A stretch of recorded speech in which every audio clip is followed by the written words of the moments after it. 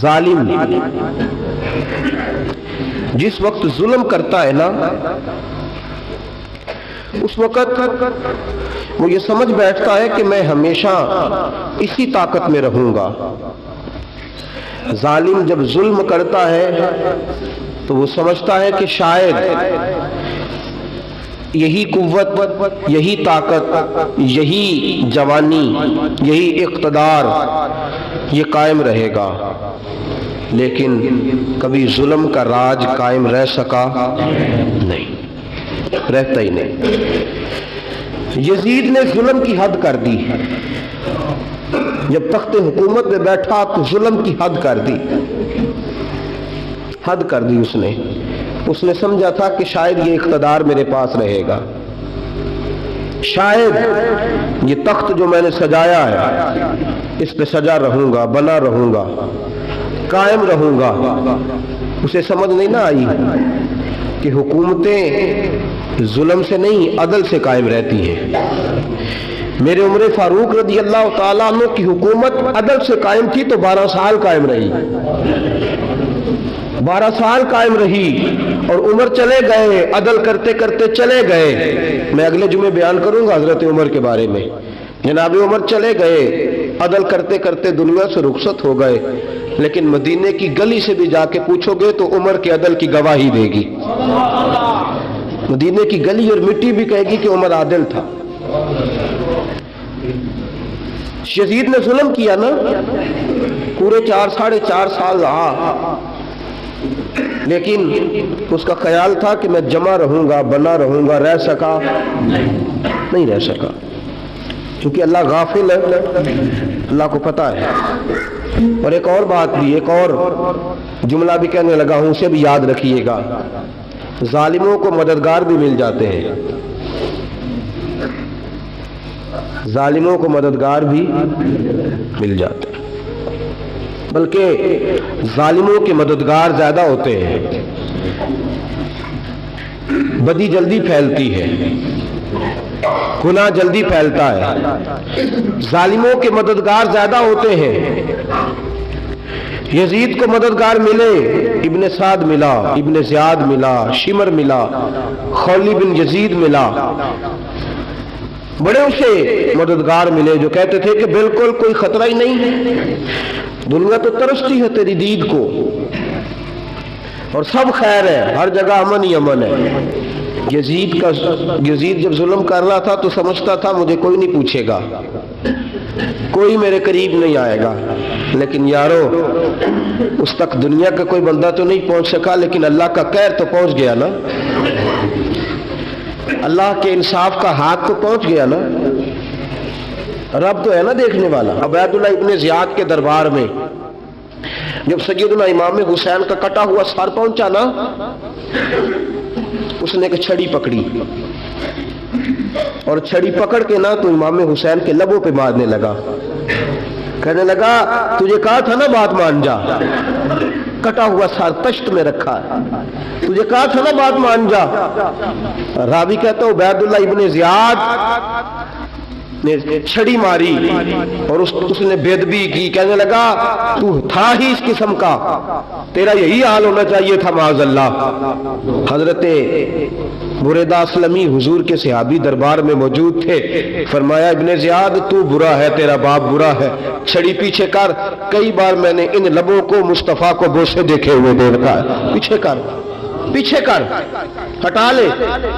راوی کہتے ہیں کہ 1 2 3 4 5 6 سال گزر گئے، وہی کوفے کا دربار، وہی محل، وہی تخت اور وہی تشت جس میں امام حسین کا سر رکھ کے لایا گیا تھا۔ 6 سال کے بعد مختار ثقفی حکمران بن گیا۔ مختار ثقفی نے کہا کہ میں چن چن کے ماروں گا وہ بندے جنہوں نے امام حسین کو قتل کیا تھا۔ 1 نہیں 2 نہیں 4 نہیں 6000 بندہ مارا اس نے، چن چن کے۔ راوی کہتے ہیں کہ یہ ابن زیاد 30,000 فوج لے کے نہر فرات کے کنارے میدان کربلا کے سامنے آیا اور اس نے جہاد کیا۔ مختار ثقفی نے ابراہیم بن مالک کو بھیجا، فرمایا جاؤ قتل کر کے لاؤ۔ لڑائی شروع ہو گئی، یکم محرم کو ہوئی تو پھر بند ہو گئی، پھر 5 کو شروع ہو گئی، پھر 7 کو شروع ہو گئی، 10 محرم کا دن آ گیا 6 سال کے بعد، وہی ظہر کا وقت آ گیا، وہی عبید اللہ ابن زیاد جس نے امام حسین رضی اللہ تعالیٰ عنہ کو قتل کروایا تھا، وہ گرا ہوا ہے اور زمین پہ گرا ہے، اس کی گردن پہ ابراہیم بن مالک نے پیر رکھا اور اس کی گردن کو کاٹ کے تشت میں رکھا، اور تشت میں رکھ کے جب اس نے کوفہ بھیجا، وہی تخت جس پہ عبید اللہ ابن زیاد نے بیٹھ کے امام حسین کے مبارک لبوں پہ چھڑی ماری تھی، اسی تشت پہ رکھ کے جب اسی عبید اللہ ابن زیاد کا سر سامنے رکھا تو کوفے کے اس دارالخلافہ کے ایک کونے سے ایک بابا بولا اور بول کے کہنے لگا، لوگوں گواہ رہنا میرا رب بڑا عادل ہے، گواہ رہنا اللہ بڑا عادل ہے۔ چیختا ہے، کونے سے پکارتا کہتا لوگوں عدل ہو گیا، انصاف ہو گیا، عدل ہو گیا، انصاف۔ دیکھو دیکھو، جب حسین کا سر آیا تھا، ابن زیاد نے گستاخی کی تھی تو کونے سے آوازیں نکلنے لگی تھی کہ زیاد برا ہے، حسین اچھا ہے۔ آج ابن زیاد کا سر آیا ہے، آواز پھر کونے سے نکلی ہے، لیکن آواز کیا گونج رہی ہے؟ آواز پھر وہی گونج رہی ہے، زیاد ابن زیاد برا تھا، حسین کو اللہ نے بڑی عزت عطا فرما رکھی۔ مکافات عمل، مکافات عمل، اللہ غافل نہیں ظالم جو کام کرتے، اللہ غافل نہیں۔ 6 سال کے بعد وہی دن، وہی وقت، وہی گھڑی، وہی لمحہ، وہی سارا نظام، وہی دربار، انسان ڈرتا نہیں، انسان باز آتا، عبرت پکڑتا۔ ابن زیاد اس وقت کہتا تھا کہ میں جاؤں حسین کے پاس، یہ میں جو ہوتی ہے یہ مروا دیتی ہے۔ شیطان نے کہا تھا آنا خیر منہم، میں بہتر ہوں، بس ختم ہو گیا، ختم ہو گیا۔ ابن زیاد قتل ہوا، وہی تاریخ، وہی زمانہ، اللہ کریم نے اس کو ذلت کی موت دی، مرا، اور 30,000 فوج لے کے نکلا تھا، پھر بھی بچ سکا نہیں۔ یہ ابن زیاد کا حال ہوا۔ ابن سعد صحابی کا بیٹا تھا، نبی پاک علیہ السلام کے پیارے صحابی کا بیٹا تھا، جناب سعد بن ابی وقاص کی اولاد تھی۔ لیکن یاد رکھنا، اگر ایک صحابی کا بیٹا یزید بن سکتا ہے تو دوسرے کا ابن سعد بھی بن سکتا ہے۔ اور صرف یوں ہی توجہ نہ کیا کرو، ابو جہل کا بیٹا بھی تو صحابی رسول بن گیا تھا نا۔ یخرج الحی من المیت و یخرج المیت من الحی، رب فرماتے میں زندوں سے مردے اور مردوں سے زندے نکال دیا کرتا ہوں۔ میں کبھی کبھی کعبے کے اندر بت بھی رکھوا دیتا ہوں، گھر میرا اور میرے ہی شریک اس گھر کے اندر راج کرتے رہتے، میری بے نیازی ہے، کچھ کا کچھ کر دیتا ہوں۔ ابن سعد مختار حکمران بنا تو مختار ثقفی نے ابن سعد کے بیٹے حفص کو بلایا، اور مزے کی بات یہ ہے کہ مختار جو بعد میں حکمران بنا نا، بڑی یاری تھی اس کی ابن سعد کے ساتھ۔ جتنے قاتلان امام حسین تھے وہ کوفہ چھوڑ کے بھاگ گئے، دوڑ گئے۔ اور ایک بات یاد رکھنا، ظالم بزدل ہوتا ہے، ظالم بزدل ہوتا ہے، اس کے اندر وہ اطمینان نہیں ہوتا، تو ڈر لگتا۔ بھاگ گئے سارے کوفہ چھوڑ کے، لیکن ابن سعد نے کہا مختار میرا یار ہے، مجھے کچھ نہیں کہے گا۔ اس کے گھر والوں نے سمجھایا کہ تو دوڑ جا، تیرا تو ظلم بھی بہت زیادہ ہے، دوڑ جا تو۔ اس نے کہا نہیں میرا یار ہے، مجھے کچھ نہیں کہے گا۔ اس نے کہا تو نبی پاک کے نواسوں کا نہیں بنا تو تیرا یار تیرا بنے گا، تو رسول پاک علیہ السلام کے خاندان کا نہیں بنا، ان کا تو نے احترام نہیں کیا، یاری کا۔ اس نے کہا نہیں مجھے کچھ نہیں کہنے والا، تم چھوڑو اس بات کو۔ حفص کو پیغام بھیجا، بیٹا آیا۔ مختار نے کہا تیرا باپ کدھر ہے؟ اس نے کہا جی ابا جی اب باہر نہیں نکلتے، بس گھر کے کونے میں بیٹھ کے اللہ اللہ کرتے ہیں۔ اس نے کہا اچھا کیا کرتے ہیں؟ کہا جی گوشہ نشین ہو گئے۔ اس نے کہا اب تیرا باپ گوشہ نشین ہوا ہے؟ اب گوشہ نشین ہوا ہے، بھیڑیے سے لومڑی نے کہا کہ جاؤ شکار کر لو، تو بھیڑیا کہنے لگا، بوڑھا ہو گیا تھا نا، بھیڑیا کہنے لگا نہیں میں نیک ہو گیا ہوں، میں نے شکار کرنا چھوڑ دیا ہے، میں کسی جانور کو تنگ نہیں کرتا۔ تو لومڑی کہنے لگی نہیں بادشاہ سچی بات کر، اب تجھ سے دوڑا ہی نہیں جاتا، اب شکار پکڑا جاتا، اب تجھ سے دوڑا نہیں جاتا، پکڑا، اب تیرے اندر آج بھی طاقت آئے تو تو کم کرے نہ، تو اب بھی چھوڑنے والا، اب تجھ سے دوڑا نہیں جاتا۔ ملا رومی فرماتے ہیں بوڑھا ہو کے تو بھیڑیا بھی نیک ہو جاتا ہے۔ کہا کہ جاؤ، تمہیں بلا رہا ہے، کہا نہیں جی میرے ابا جی نا آپ اندر رہ کے اللہ اللہ کرتے، اس نے کہا اسے اللہ اللہ یاد آئی ہے، اب اللہ اللہ یاد آئیے، کچھ گناہ ایسے ہیں جو رب معاف نہیں کرے گا۔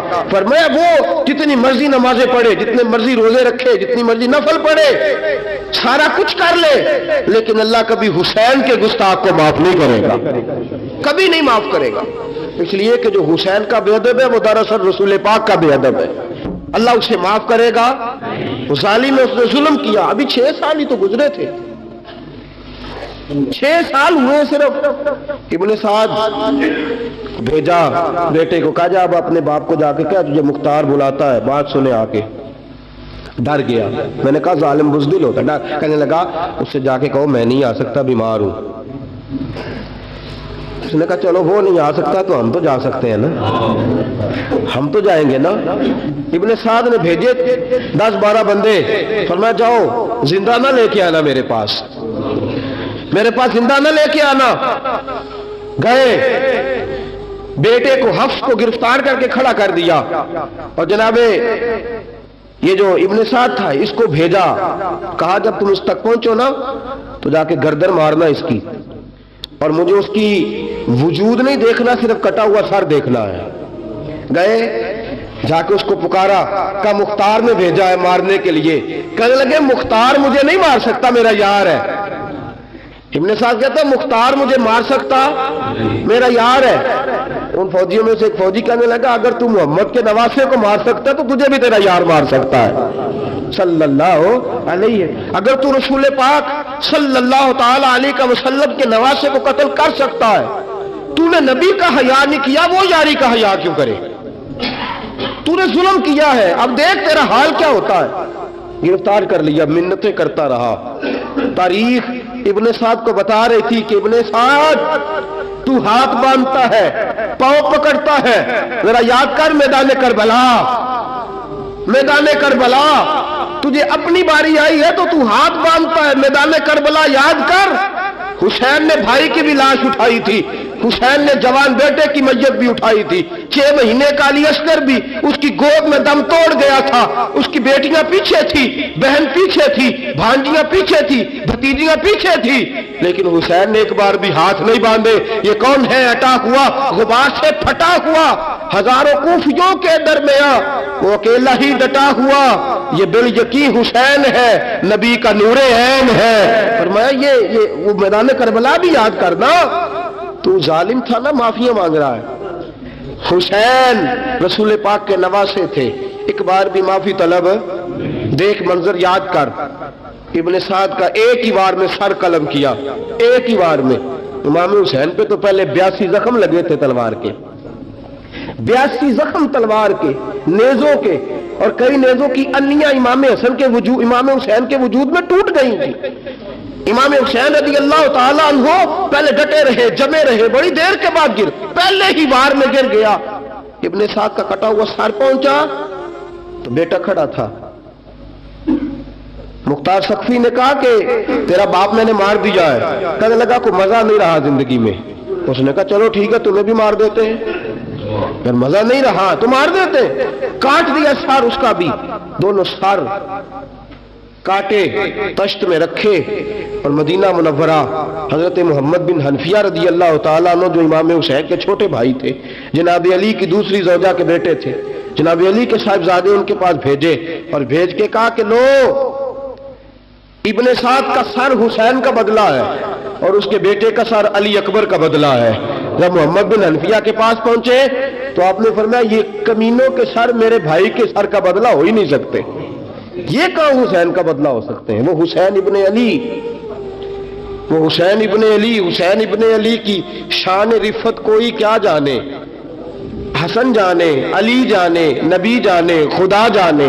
وہ حسین ابن علی کہ باپ جنہ دا ہر میدان اندر لڑدا رہا سی کل ایمان بن کے، ماں جنہ دی سجدۃ النساء ہوئے تے نانا عرش تے جاوے مہمان بن کے۔ فرمایا یہ حسین کا بدلہ ہو سکتے ہیں؟ وہ خولی بن یزید جس نے امام حسین کا سر کاٹا تھا، پتہ چلا نا، دیکھیں نا امام حسین کو کتنے موقع ملے تھے کربلا سے جانے کے۔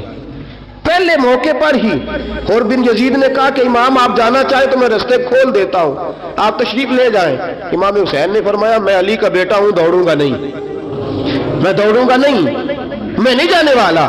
خولی بن یزید دوڑ گیا، کوفہ چھوڑ کے دوڑ گیا اور کسی دور دراز علاقے میں جا کے ڈیرا لگا لیا۔ پھر وہاں سے واپس آیا کہ کسی نے کہا امن ہو گیا، آ گیا دوبارہ کوفے۔ مختار کو پتا چلا کہ آ گیا ہے، پھنس گیا ہے، گھر پہنچ گیا ہے۔ اس کی بیوی جو تھی نا خولی بن یزید کی، بڑی محبت کرتی تھی نبی پاک کے خاندان کے ساتھ، حضور کے خاندان کے ساتھ بڑی محبت کرتی تھی۔ اور محبت والوں کا انداز پتہ کیا ہے؟ رنگے چمن پسند، نہ پھولوں کی بو پسند، ہم کو ہے وہ پسند جسے آئے تو پسند۔ یہ انداز ہے، انداز محبت یہ ہے کہ نبی پاک کا غلام نہ ہو، سگا چچا بھی ہو تو مانتے نہیں، غلام نہ بنے، سگا چچا بھی ہو تو مانتے نہیں۔ اور نبی پاک علیہ السلام کا غلام ہو، چاہے حبش کا رہنے والا بلال ہی کیوں نہ ہو، سردار مانتے ہیں۔ یہ انداز محبت ہے۔ وہ بیوی بڑی محبت کرنے والی تھی، اس نے پیغام بھیجا، اس نے کہا آ گیا ہے گھر۔ بندے بھیجے، کہا جاؤ خولی کو پکڑ کے لاؤ۔ مختار نے کہا جلدی لاؤ۔ حکمران نے حکم دیا، لاؤ پکڑ کے۔ گئے گھر کے اندر گئے تو چھپ گیا۔ چھپا کہاں؟ ٹوکرے کے نیچے۔ میں نے کہا ظالم بزدل ہوتے، ایک ٹوکرے کے نیچے چھپ گیا۔ بیوی سے کہنے لگا، ان سے کہنا میں گھر کوئی نہیں، ان سے کہو میں گھر نہیں۔ بیوی کہنے لگی چلو ٹھیک ہے۔ دروازے پہ گئی تو کہنے لگے ہم خولی بن یزید کو گرفتار کرنے آئے ہیں۔ منہ سے پکار کے کہنے لگی گھر کوئی نہیں، منہ سے، اور ہاتھ کے اشارے سے کہنے لگی وہ ٹوکرے کے نیچے چھپا ہوا ہے۔ منہ سے کہنے لگی کوئی نہیں گھر، تاکہ سن لے، اندر سن لے۔ منہ سے کہنے لگی کوئی نہیں، ہاتھ کے اشارے سے کہنے لگی چھپا ہوا ہے ٹوکرے کے نیچے۔ گئے، جا کے ٹوکرا ہٹایا، اپنے پاس بہت ساری دولتیں اور جائیدادیں وہ ساری دے دی۔ کہنے لگا یہ میرے پاس کتنا پیسہ ہے، یہ بہت سے کاغذات ہیں، یہ کتنے زیورات ہیں، لے لو، مجھے چھوڑ دو۔ انہوں نے کہا وہ حکومت کدھر ہے جس کے لیے تم نے حسین کا سر کاٹا تھا؟ کدھر ہے وہ تمہارے تخت، اور کدھر گئی وہ تمہاری سلطنتیں، اور کدھر گئی وہ تمہاری دولت اور اقتدار، اور کدھر ہے وہ تمہارا اسلحہ جس کی بنیاد پر تم نے رسول پاک کا خون میدان کربلا میں بہایا تھا؟ وہ ہمارے سامنے لے کے آ۔ کہنے لگا یہ تھوڑے سے انعامات جو میں نے اکٹھے کیے تھے، یہ دنیا کی گندی دولت، اس کے لیے میں نے میدان کربلا میں امام حسین کا مبارک سر مبارک تن سے جدا کیا تھا، لے لو، مجھے چھوڑ دو۔ انہوں نے کہا نہ دنیا میں لے تجھے چھوڑیں گے اور نہ اللہ ہی تجھے قیامت کے دن چھوڑے گا۔ گرفتار کر کے لائے۔ مختار نے کوفے کے بازاروں کے اندر اعلان کیا کہ آؤ باہر نکلو، تمہیں بتاؤں حسین ابن علی کا خاندان گرفتار کر کے انہی کوفے کی گلیوں میں پھرایا گیا تھا نا، یہی گھمایا گیا تھا، آؤ تمہیں دکھاؤں خدا کا انتقام اور اللہ تبارک و تعالیٰ کا انصاف تمہیں دکھاؤں، آؤ میدانوں میں نکلو، گھروں سے باہر آؤ۔ مختار ثقفی اگرچہ بندہ آباد میں یہ بھی ٹھیک نہ نکلا، لیکن بعض اوقات میرے نبی پاک علیہ السلام نے فرمایا اللہ اپنے دین کا کام اپنے نافرمان سے بھی لے لیا کرتا ہے، اس نے کام لینا ہو فاسق سے بھی لے لیتا ہے۔ اللہ نے لے لیا کام، نکلو میدانوں میں، نکلے باہر، چوک بھر گئے، گلیاں بھر گئیں، کوفے کے محلات بھر گئے۔ مختار نے کہا لوگوں 6 سال پہلے کی تاریخ بھی ذہن میں رکھنا، اور آج کا دن بھی تم کبھی مجھے وہ خولی بن یزید ہے کہ یہ نعرے لگاتا تھا کوفے کی گلیوں میں کہ میں نے حسین کا سر کاٹا ہے، میں نے حسین کا سر کاٹا۔ تمہارے سامنے کھڑے، پوچھو اس سے پوچھا بھی تو نے حسین کا سر کاٹا؟ کہنے لگا جی میں نے تو بالکل نہیں کاٹا تھا۔ میں تو انعام کے لیے نعرے لگاتا تھا، میں نے تو نہیں کاٹا۔ اس نے کہا چلو ابھی کرتے ہیں تیرا بندوبست۔ زخم لگائے تلوار کے ساتھ اس کے وجود پر زخم لگائے، اور جب نڈھال ہو گیا، خون بہہ گیا، زمین پہ گر گیا، تو مختار نے کہا اس کے وجود کو آگ لگا دو، زندہ کو جلا دو۔ جب وہ جل رہا تھا، راکھ اڑ رہی تھی، لوگ کہہ رہے تھے کہ دیکھو یاد رکھنا اللہ نے رسی ڈھیلی کر دی تھی، اب رب نے رسی کھینچی ہے، تو دیکھو خدا سے بڑا کسی کا انصاف نہیں ہے۔ کس انداز میں امام حسین کے قاتل کو شمر ذیل جوشن، میں نے کہا تھا 10 محرم کے دن جب مختار کے لوگ اس کے پیچھے بھاگے تو مدینہ منورہ تک گیا، حضرت امام زین العابدین سے بھی ملا، انہوں نے پانی بھی پلایا، کہنے لگا امام صاحب لگتا ہے آپ نے مجھے پہچانا نہیں۔ فرمایا میرا سارا گھر اجاڑ دیا، میں تجھے بھول سکتا ہوں؟ کہا پھر پانی کیوں پلایا ہے؟ فرمایا بند کرنا تمہارا کام ہے، اور دشمنوں کو پلا دینا یہ ہمارے خاندان کا رواج ہے۔ فرمایا میرا سارا گھر اجاڑ دیا، تجھے کبھی بھول سکتا ہوں؟ بھول ہی نہیں سکتا، لیکن چونکہ ہمارے گھر کا کوئی مزاج ہی تھوڑا منفرد ہے، ہمارا کوئی انداز ہی تھوڑا مختلف ہے۔ شمر دوڑتا امام زین العابدین سے کہنے لگا پناہ، مجھے پناہ ملے گی؟ آپ نے فرمایا جیسے اللہ پناہ نہ دے اسے بندہ بھی نہیں دے سکتا، تیرے پاس اب چارہ کوئی نہیں، اس لیے کہ اب تجھے دیکھے نا، یاد رکھنا ظالم دوڑتے ہیں نا، جب ظالم دوڑتے ہیں تو پناہ مانگتے پھرتے ہیں، جب ان کا توتی بولتا ہے تو کہتے ہیں ہم چما دیگرے نیست، ہمارے جیسا کوئی اور ہے ہی نہیں، اور جب رسی کھینچتا ہے اللہ تو پھر بھاگے پھرتے ہیں گلیوں اور بازاروں میں، دوڑے پھرتے ہیں۔ اس لیے کہتے ہیں کہ ڈر کے رہنا چاہیے، ڈر کے۔ آج ان کے ساری شمر کو کہا کہ تو اب تجھے کوئی پناہ دے نہیں سکتا، اس لیے کہ تو اللہ کی پکڑ میں آنے والا ہے۔ شمر دوڑتا دوڑتا ایک گاؤں میں جا کے چھپ گیا، وہاں کے لوگوں کو مارا پیٹا، کہا قبر کسی نے بتایا تو گردن اڑا دوں گا۔ رات کا سناٹا چھایا تو مختار سقفی کا گروہ پہنچ گیا، شمر کو گرفتار کر کے لایا۔ مختار سقفی نے کہا کہ اس کے نا ہاتھ اور پیر باندھو، یہ پانی بند کرتا تھا میرے امام کے بچوں پر، یہ پانی بند، اور نعرے لگاتا تھا، کھڑا ہو کے کہتا تھا کہ امام پانی جانوروں کو دوں گا، درندوں پرندوں چرندوں کو دوں گا، لیکن اگر علی اصغر مانگے گا تو پھر نہیں دوں گا، علی اکبر مانگے گا تو پھر نہیں دوں گا، عباس مانگیں گے تو پھر نہیں دوں گا، اگر زین العابدین مانگیں گے تو نہیں دوں گا، سکینہ شہربانو اور زینب کو پانی نہیں ملے گا، باقی ساری کائنات پیے گی، آپ کو نہیں ملے گا۔ یہ وہی شمر تھا، گرفتار کر کے لایا، 3 دن تک پیاسا رکھا، اور زبان اتنی لمبی باہر نکل آئی، العطش العطش کی آوازیں بلند کرنے لگا۔ کہا جناب اس کا کرنا کیا؟ کہا اس کے ہاتھ باندھ دو، پیر باندھ دو، اور جو بھوکے کتے ہیں نا جن کو کئی دنوں سے میں نے بھوکا رکھا ہوا ہے، وہ کتے اس پر چھوڑو، اور جب کتے اس کا گوشت نوچے تو کوفے کے بازاروں میں اعلان کرنا کہ جو نبی پاک کی اہل بیت کا گستاخ ہو اسے اسرائیل بھی جان نکالنے نہیں آتے۔ کتے نوچتے ہیں، تڑپتا ہے لیکن جان نکلتی۔ کہا آؤ دیکھو آ کے یہ ہے میت کسی بے ادب کی، منہ دکھانے کے قابل نہیں ہے، ان کے دشمن پہ لعنت خدا کی، رحم پانے کے قابل نہیں ہے۔ میں دیکھو جان بھی نہیں نکل رہی۔ فرمایا یہ وہ ہے جس کو 2 گز زمین بھی نہیں مل سکی، کتوں کے پیٹوں میں اسے جگہ ملی ہے، یہ وہ تھا۔ تو جناب امام حسین رضی اللہ تعالیٰ عنہ کے خاندان پہ پانی بند کرنے والا تھا۔ میرے عزیزو دیکھو، رب فرماتا ہے کہ میں کبھی کسی ظالم سے غافل نہیں۔ اللہ تعالیٰ نے ارشاد فرمایا کہ الذی خلق الموت والحیات لیبلوکم ایکم احسن عملا۔ فرمایا ہم نے موت اور حیات کو اس لیے پیدا کیا ہے تاکہ پتہ چلے تم میں اچھے کام کون کرتا ہے، بہترین عمل کون کرتا ہے، سوسائٹی میں معاشرے میں اچھا کردار کون چھوڑ کے جاتا ہے۔ یہاں سے جو لوگ سعودی عرب جاتے ہیں ان کا والد قرض اٹھا کے پلاٹ بیچ کے، یا ماں زیور بیچتی ہے، مجبوری ہے چلو وہاں جائے گا کوئی کاروبار کر لے گا، لیکن بندہ یہاں سے اتنی مجبوری کے بعد وہاں جائے اور وہاں جا کے وہ بالکل فارغ بیٹھا رہے، تو اس کو ہر آدمی سمجھاتا ہے اور کچھ لوگ اسے سخت جملوں سے بھی نوازتے ہیں، کہتے ہیں یار اتنی مشکل سے تیرے باپ نے بھیجا ہے، اتنی آرزوؤں کے بعد تیری ماں نے تیرے لیے بندوبست کیا ہے اور تو یہاں فارغ پھر رہا ہے۔ آپ نے دیکھا ہوگا کہ جو لوگ اسکول کالج میں پڑھتے ہیں اور ماں باپ غریب ہوتے ہیں تو ان کے اساتذہ جب انہیں سمجھاتے ہیں تو ساتھ یہ بھی کہتے ہیں کہ یار دیکھ تیرا ابا کتنی مشکل سے تیرے خرچ پورے کرتا ہے۔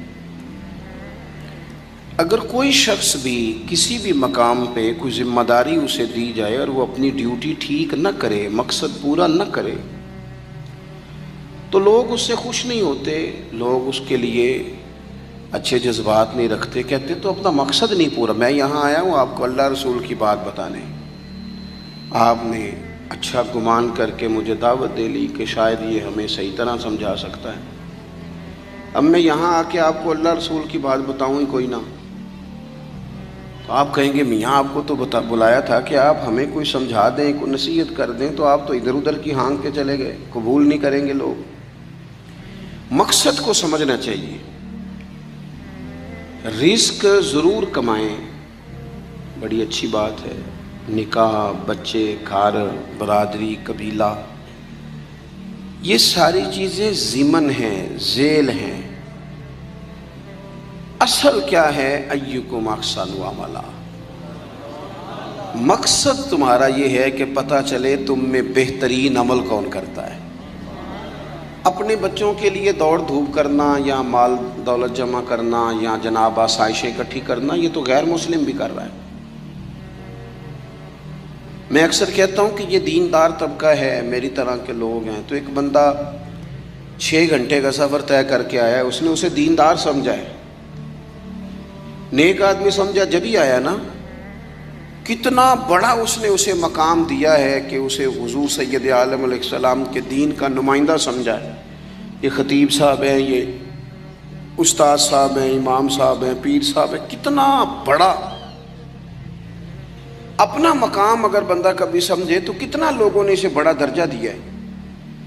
اب ایک بندہ ولی سمجھ کے آ رہا ہے، اس کو کتنا درجہ ملے گا، لیکن اگر سامنے والا جس کو وہ اتنا مقدس مقام دیتا ہے کہ ولی سمجھتا ہے، اور اس بندے کا لالچ 2-4 ہزار ہو جائے، 15-20 ہزار 25 ہزار کی تقریر بیچے، نعت بیچے، دعا بیچے، معاذ اللہ، تو اس کا درجہ کتنا بڑا تھا اور وہ آ کہاں پہ گیا ہے۔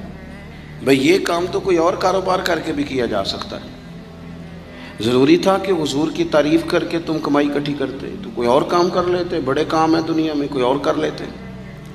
مقاصد ہمیشہ اعلیٰ رکھیں، چھوٹا مقصد، بڑے مقاصد۔ یہ جو آرام ہے، آسودگی ہے، آرام سے بیٹھنا ہے، کھانا پینا ہے، اچھا گھر ہونا چاہیے، تنگ کوئی نہ کرے، تو حضرت امام حسین تو مسجد نبوی کے خطیب ہیں، حضور کے روضے پہ بیٹھے ہیں، لوگ پلکیں بچھا کے سلام کرتے ہیں، تو ٹھیک ہے بیٹھے رہتے، موج لگی ہوئی تھی، کیا ضرورت تھی؟ لیکن امام علی مقام رضی اللہ تعالیٰ عنہ نے مقصد دین رسول پاک سے سیکھا تھا۔ اپنی زندگی میں آگے بڑھنا، کچھ جد و جہد کرنا، ملت کے لیے، قوم کے لیے، وطن کے لیے، اپنوں کے لیے کوئی کوشش کرنا، ہمت کرنا، نکلنا، اور اپنی ذات سے اٹھ کر تھوڑا سا سوچنا، یہ معیار دین ہے۔ کوئی کام انسان زندگی میں کرے، ہم یہاں تو کچھ کرتے نہیں، اور اگر کرتے بھی ہیں تو وہ کیا ہے بھلا؟ مرضی کے کپڑے خرید لو، مرضی کے جوتے لے لو، مرضی کا مکان بنا لو۔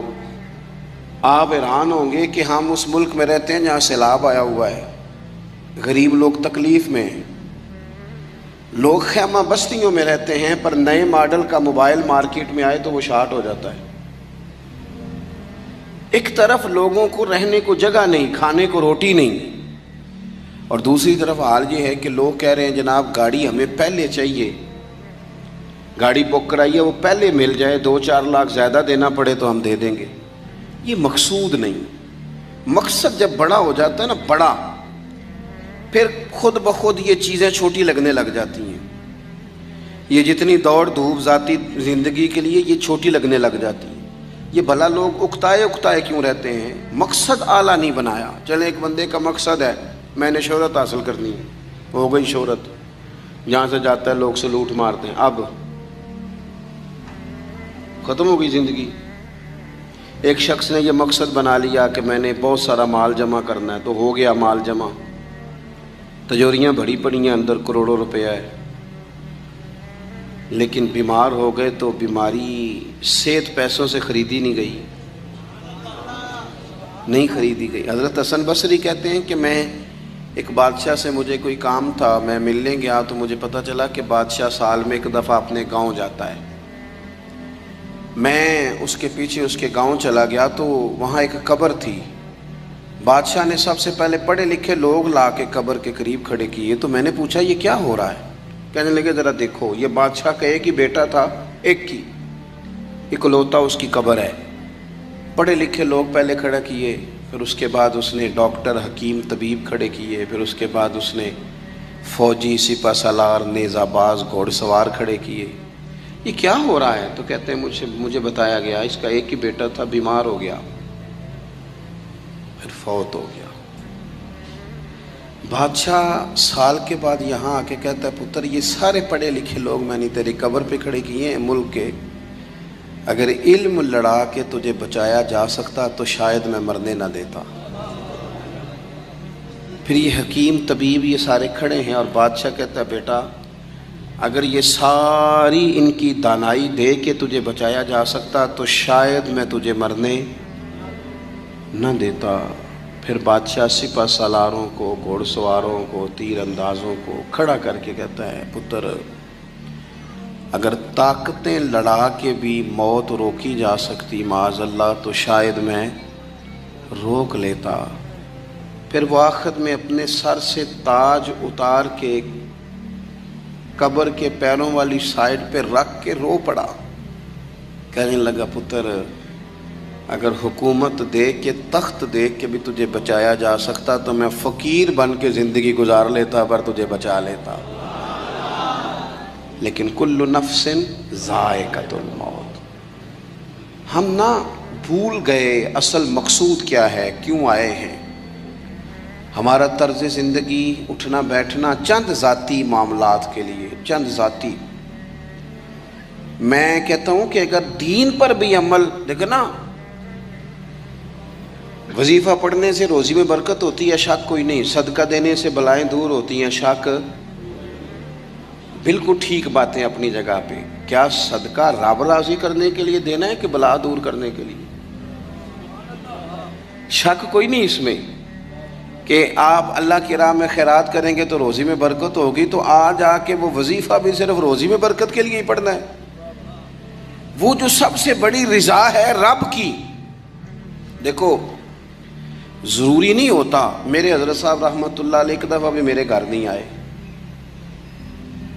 اور آپ حیران ہوں گے کہ میں سمجھتا ہوں کہ شاید بہتر ہوا، کیونکہ میری اتنی حیثیت نہیں نا، اوقات نہیں نا. میں کو جیتے دل بر سونا، میں کیوں کر اس نو بھاواں، او ویڑے میرے وڑدا نہ ہی پئی لکھ وسیلے پاواں.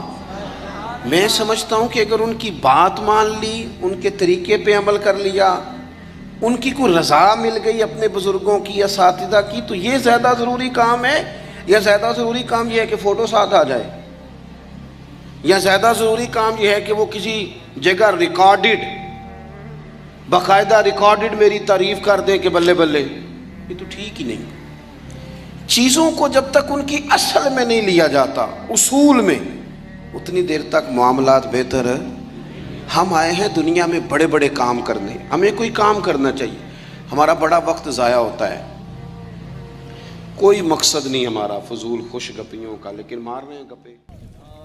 اللهم صل على سيدنا ومولانا محمد. اللهم صل على سيدنا ومولانا محمد. اللہ کے شیر ہے در کرار پر درود، اللہ کے شیر ہے در کرار پر درود،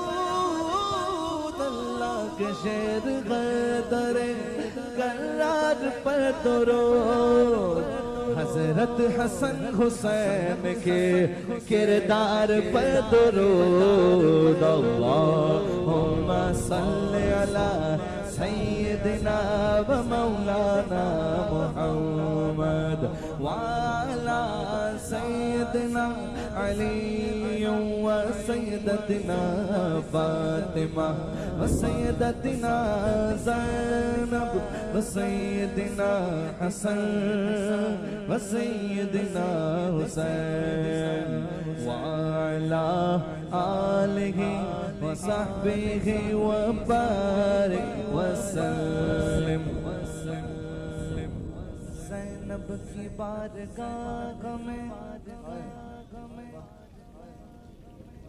زینب کی بارگاہ میں زینب کی بارگاہ میں زینب کی بارگاہ میں سلام نیاز ہے زینب کی بارگاہ میں سلام نیاز ہے جو مرتضیٰ کی لاڈلی زہرا کا ناز ہے اللہم صلی علی سیدنا و مولانا محمد وعلی سیدنا علی و سیدتنا فاطمہ و سیدتنا زینب و سیدنا حسن و سیدنا حسین